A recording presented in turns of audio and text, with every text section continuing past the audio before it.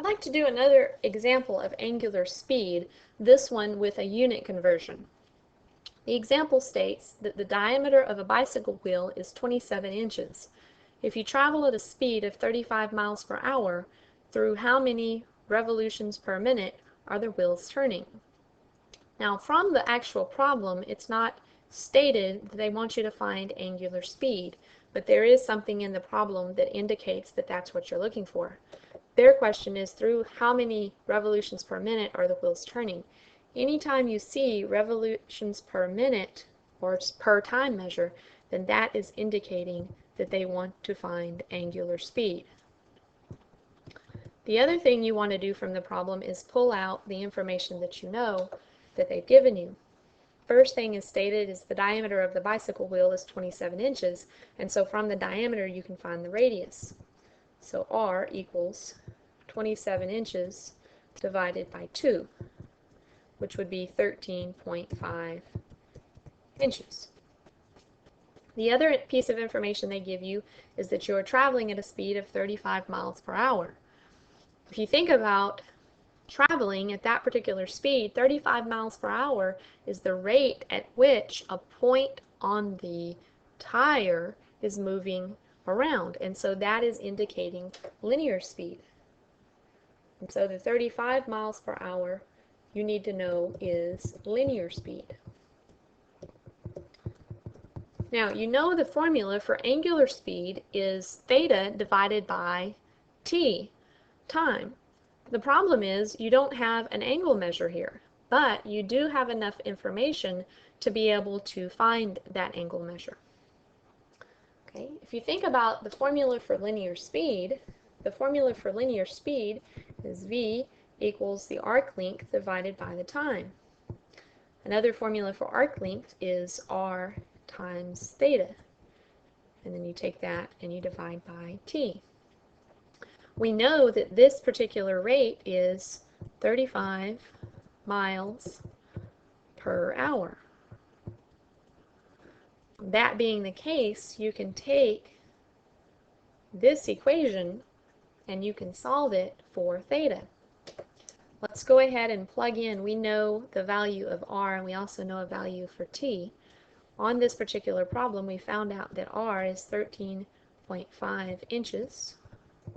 It's multiplied by theta, and then for the t, we really weren't given a particular time unit, but we were given that we were going 35 miles per hour, and so we can assume, without losing any information, that this is happening over a course of 1 hour.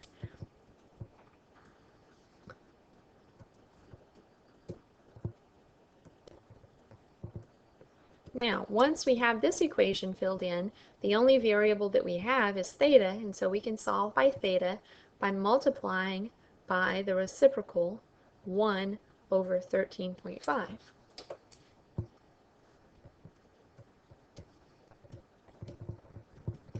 Notice that I'm keeping the units, and keeping these units are especially important later on in the problem. Now, this being the case, everything on the left-hand side cancels except for the theta, and so we have theta equals, and then on the right-hand side I'll go ahead and cancel out. I have 1 hour on the top and the hour on the bottom, and so I have 35 miles, and then on the bottom I have 13.5 inches.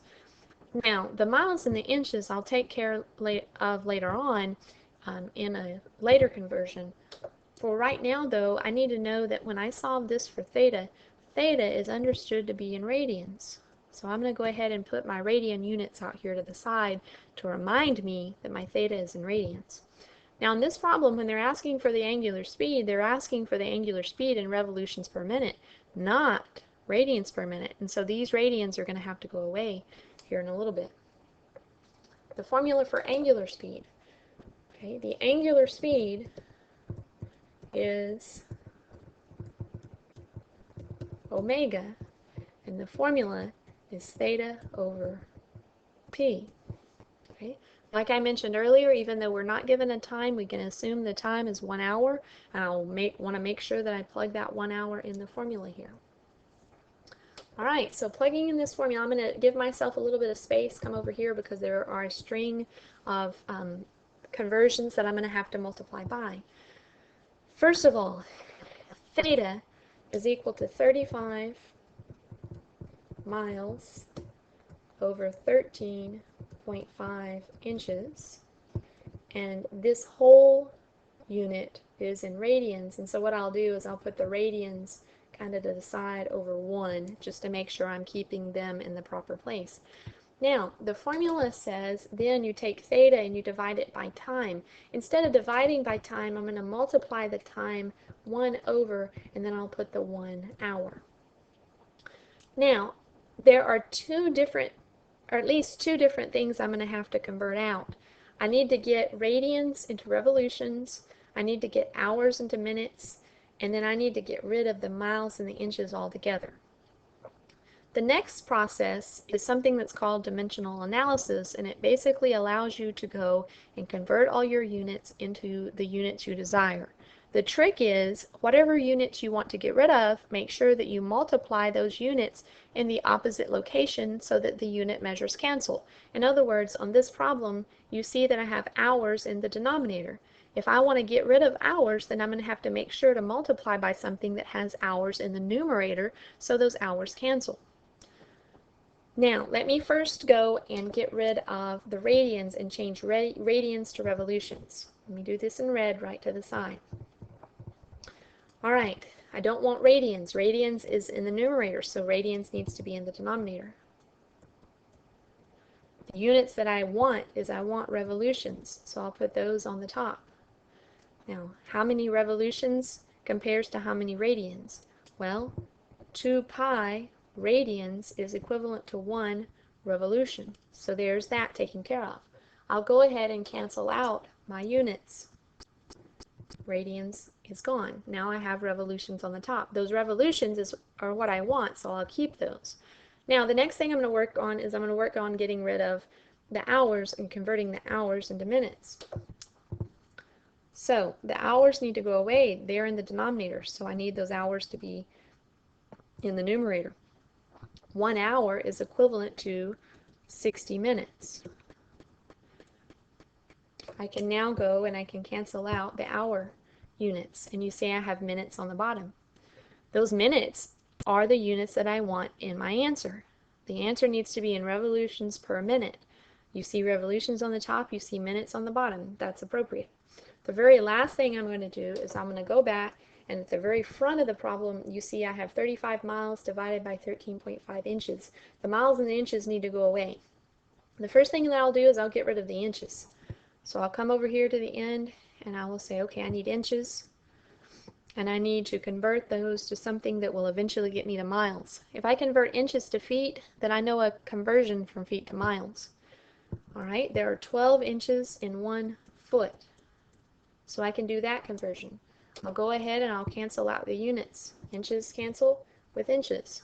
Now I have miles and feet.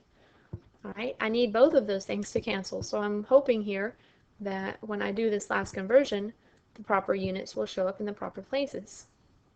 Okay, it turns out there are 5,280 feet in 1 mile. So you put feet on the top, you put miles on the bottom. The miles cancel out with the miles I had originally, and then the feet cancel out with the feet I have right there. Now, the only units that you are left with is you're left with the revolutions on the top and the minutes on the bottom. And then all of the other numbers in the numerator and the denominator need to be multiplied, and in multiplying those, you're going to have the proper numbers that will result in the answer. I'm going to clean this up a little bit so I can see what I need to type in on the calculator. I'm going to use parentheses so that when you type this in your calculator, it'll give you the proper answer. On the top, I have 35 multiplied by 12 multiplied by 5,280. What's the only unit on the top? Revolutions. Divided by, in the denominator, I have 13.5 multiplied by 2 pi multiplied by 60. What are the only units on the bottom? Minutes. Now, from here, type this in on your calculator, ignoring the units, and this will result in your final answer. Final answer should be 435.3 7 revolutions per minute, rounded to the nearest tenth. This concludes the example on angular speed.